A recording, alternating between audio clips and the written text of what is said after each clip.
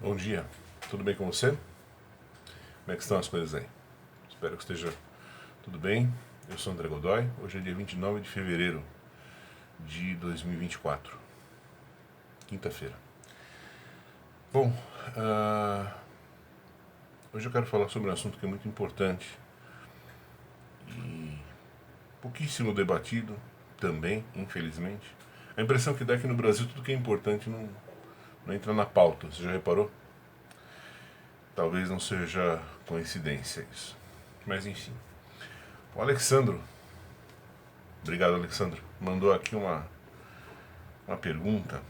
Fala o seguinte: André, poderia comentar sobre a qualidade da postura dos empresários brasileiros frente aos seus negócios, por favor? No geral, não parece ser tão diferente do que vemos no meio público, não? Um fato decorre do outro. Olha, isso é uma das perguntas mais importantes que você pode se fazer. Qual é a qualidade dos empresários do seu país? Seja você pode ser vietnamita e por um acaso estar assistindo este vídeo. Essa pergunta também é importante para você. Qual a qualidade dos empresários do seu país? Isso é universal, independente de você, da sua nacionalidade. Isso é uma das perguntas mais importantes que você tem a se fazer a respeito do seu país. Não é uma resposta fácil, porque cada país é de um jeito, né? Evidentemente. E porque também sempre existe o risco de nós falarmos uma besteira ou sermos injustos, né? Porque é aquela história, como eu estava falando ontem para você. Eu não acredito em coletivos. Né? Eu acho que não existe, por exemplo, esse ente coletivo chamado os empresários. Né? Assim como eu acho que não existe esse ente coletivo chamado os pretos, os judeus, os burgueses, os proletários. Né? Não acho que isso exista. Eu acho que isso é sempre uma tentativa brutal de transformar pessoas em gado. Né? Alguns são, por exemplo, petistas, etc., eles são gado mesmo. E eles devem ser tratados como tal. Mas pessoas normais não são, né? Cada um é de um jeito. Então, você tem lá um judeuzinho que é de um jeito Y, outro judeuzinho do jeito Z. Tem lá um pretinho que é assim, outro pretinho é assado. Não existe muito isso, né? Essa coisa o coletivismo é uma das coisas mais do mal que existem, eu acho, no mundo. Você cria um estereótipo, joga o cara. É como se fosse uma. Sabe aquelas compotas de pêssego, né? Você põe lá assim, pêssego em calda, aí você joga lá dentro um pêssego e tampa. E assunto encerrado. O cara é judeu, ele tá lá dentro. O cara é preto, ele tá lá dentro. Só muda o rótulo, né? Essa aqui é a compota dos pretos, dos judeus, dos empresários, dos operários, dos empregados, né? Então, eu sempre tenho um pouco de cuidado. Essa pergunta que o Alexandre me mandou, ela me deu o que pensar. Porque é muito fácil você sair respondendo a primeira coisa que lhe vier na cabeça, mas você corre o grande risco de ser injusto. Né? E acaba trazendo para a conversa, para o debate, um ponto de vista que no fim não é útil para nada de bom. Né? Então, sempre que te faz essa pergunta, minha sugestão: o que você acha dos operários? Você dê um passo para trás porque você está mexendo com uma questão que ela é meio cebosa. Você não tem muito por onde pegar ela e é muito fácil você cair na tentação de falar coisas sobre os operários como massa, né? Sobre um operário médio que no fim não existe, né? É aquela velha história: o ser humano médio tem um testículo e tem um seio. Só que ele não existe, esse ser humano médio não existe, né?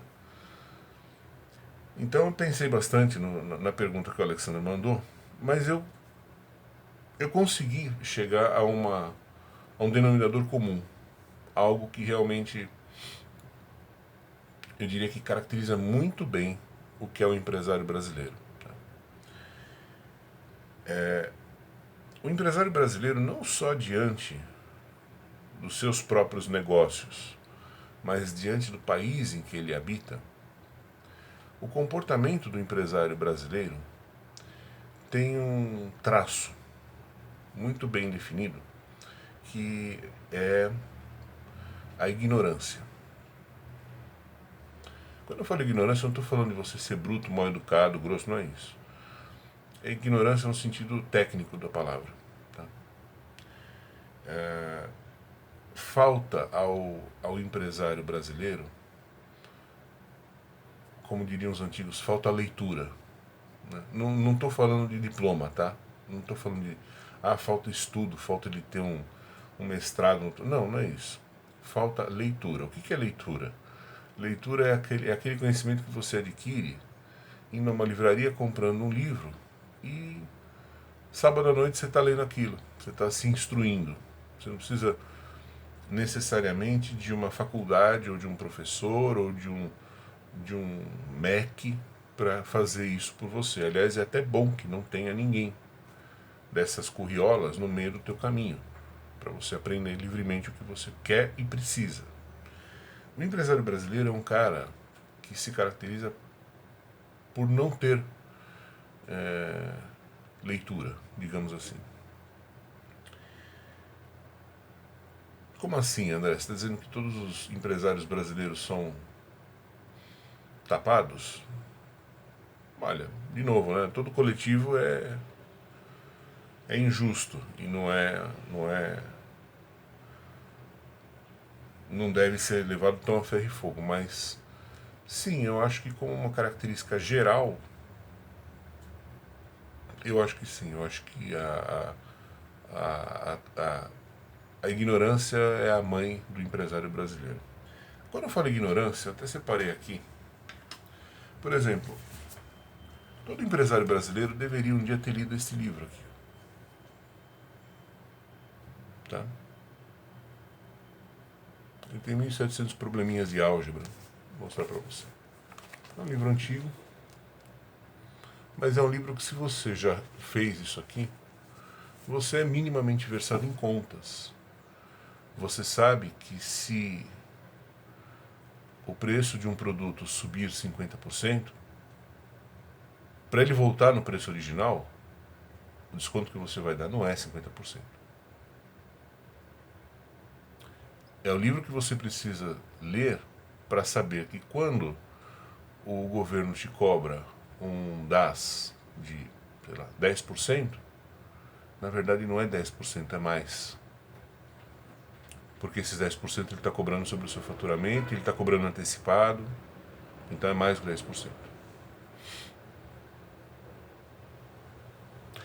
Eu corto o meu braço e arranco a minha língua se mais do que 1% dos empresários brasileiros já estudou esse livro.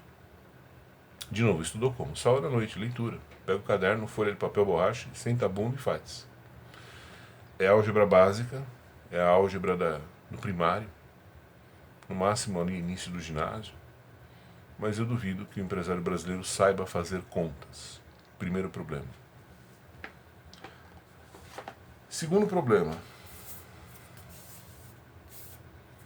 o empresário brasileiro ele não entende direito onde ele está se metendo. Né? Ele não entende que o Brasil é um país que tem características ambientais, econômicas, né, muito perigosas.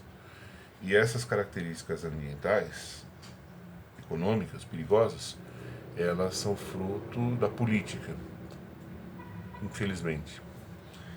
Então, é sim importante o empresário brasileiro, seria, né, saber política.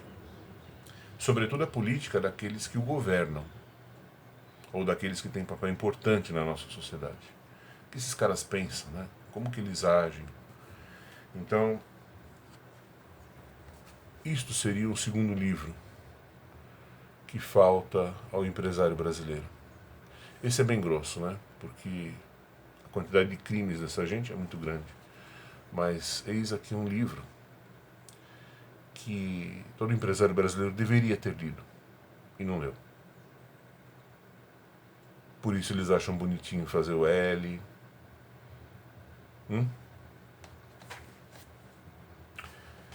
E por último,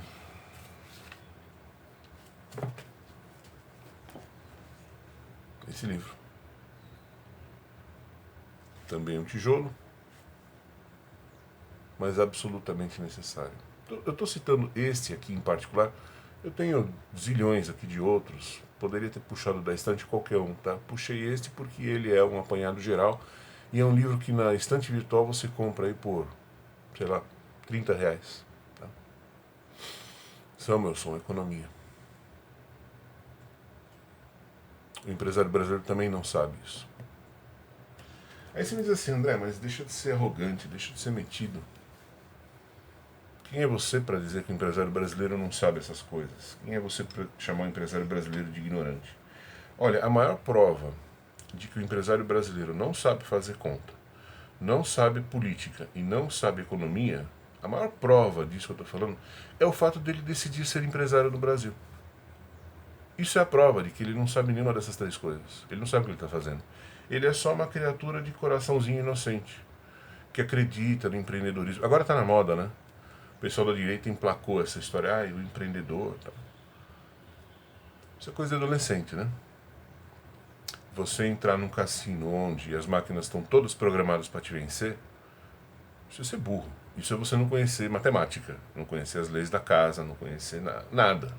Você é só um idiota. Então, basicamente, essa ignorância custa muito caro, né? Porque o Brasil é um dos poucos países do mundo em que realmente não compensa você ser empresário. A melhor coisa que você... Se por um acaso, tá? Se por um acaso você recebeu uma bolada aí, sei lá, você foi demitido, pegou uma grana na mão, por um acaso você está assistindo a esse meu vídeo, olha, eu vou te dar de graça um conselho que o melhor economista do país não te daria, tá? Eu vou te falar o seguinte, não abra negócio algum, não abra empresa alguma, pega o seu dinheiro, vá ao banco, põe na renda fixa, não variável, fixa. Se o gerente falar de correr risco, manda a mãe dele correr risco, não você, né? Não com o seu dinheiro. Fala, querido, quer brincar, brinca com o seu dinheiro, não com o meu. Renda fixa e vai para casa, esquece isso, esquece. A maior prova que você pode dar que você entende de economia, que você entende de matemática e que você entende de política é você simplesmente não empreender no Brasil. Isso é a prova cabal de que você sabe o que você está fazendo. E a recíproca é verdadeira. Se você empreender, você está provando que você não sabe nada disso. E o empresário brasileiro não sabe nada disso. Por isso sofre muito. Aí você me fala assim, André, mas existem, nossa, tem gente... O Silvio Santos, né? Por exemplo. O Silvio Santos, por exemplo, ele é um artista que deu muita sorte na vida. Ele estava no lugar certo, na hora certa. Hoje ele não faria nada do que ele fez. Porque hoje não existe, a televisão não é mais importante. Então a sorte conta. Tem gente que é abençoada pela sorte. O problema é que a sorte te abençoa no momento. Tanto é que o Silvio hoje, proporcionalmente, é muito menos rico do que ele já foi. Ele já foi o maior contribuinte de pessoa física de imposto de renda do Brasil. Hoje ele não é mais. Hoje, depois que ele perdeu o banco, o grupo Silvio Santos virou um... Né, ele vai manca e tola lá. Tudo bem, o cara tem... Ah, nossa, mas diz que ele tem 1 bilhão. Não é que ele tem 1 bilhão. Ele tem um patrimônio de 1 bilhão. Se você pegar o terreno do SBT, fizer a conta, quanto tem lá, quanto tem de equipamento, as máquinas e tal, somar tudo, os prédios que o grupo Silvio Santos ainda tem, os imóveis e tal, aí dá 1 bilhão, por exemplo. Né? Mas não é mais o que foi. Por quê? Porque é outro também que não sabe fazer conta. Né? É um artista, ele não é um empresário, nunca foi. Ele se deu bem enquanto ele teve gente fiel a ele que ajudou. No dia que apareceu um traidor no meio, uma laranja podre ali dentro, acabou com o grupo, acabou com o cara. As pessoas envelhecem, hoje ele não tem mais a mesma noção que ele tinha quando ele tinha 20, 30 anos. Né? Foi o momento. E se você pegar todos os outros empresários brasileiros, você vai ver que exatamente isso aconteceu. Ou então, um outro ponto, né? É o cara que é muito amigo do poder. Só que também isso é perigoso, porque do mesmo jeito que o poder é seu amigo hoje, amanhã o poder pode decidir te jogar aos leões. Se ele tiver que jogar alguém aos leões, ele vai falar, eu já ajudei tanto esse cara aí, eu vou jogar ele aos leões. Dane-se. Isso aconteceu de monte, né? Tem um caso, tem muitos casos. O mais famoso que eu posso citar aqui para você é o das indústrias Vilares, que foi a maior indústria metalúrgica que o Brasil já teve. Cresceu porque era amigo dos milicos e foi pro buraco porque era amigo dos milicos. Os milicos falaram, agora vocês vão pagar tudo que nós fizemos por vocês. E nessas o grupo quebrou, né? Então assim, o resumo da ópera. Se você sabe economia, sabe álgebra e sabe um pouquinho de política, você não vai empreender no Brasil, certo? Você vai pôr seu dinheiro na renda fixa e vai dormir. Então, o que caracteriza, qual é o traço comum dos nossos empresários, na minha opinião, frente aos seus negócios e frente ao país? A ignorância. A ignorância de uma criança de 6 anos, 5 anos de idade. Aquela absoluta falta de noção a respeito de tudo que o cerca. Absolutamente tudo. Por isso que o nosso panorama econômico é o desalento que é. Ah, mas tem o Itaú. Sim, o Itaú, o Bradesco, esses caras passaram a vida inteira agiotando o Estado, né? Eles pegam o seu dinheiro, vão lá correndo e emprestam para o governo financiar o déficit público. Mas qualquer um desses bancos, se ele for jogado numa arena financeira global, em Nova York, por exemplo, ele é comido vivo. Por quê? Porque ele não sabe emprestar dinheiro. Maior prova disso, vejam veja qual a situação que os bancos estão enfrentando hoje, né? Ah, mas eles ganham muito. Sim, eles ganham muito ainda. Mas falta isso aqui, ó, para entrar no vermelho. Ganha muito, mas gasta muito. Então eu não vejo, sinceramente, eu não vejo outra coisa que defina o empresário brasileiro. É um coitado, basicamente. Certo? Eu espero ter dado alguma contribuição positiva aqui. E é isso. Bom dia, boa quinta-feira para você. Até mais.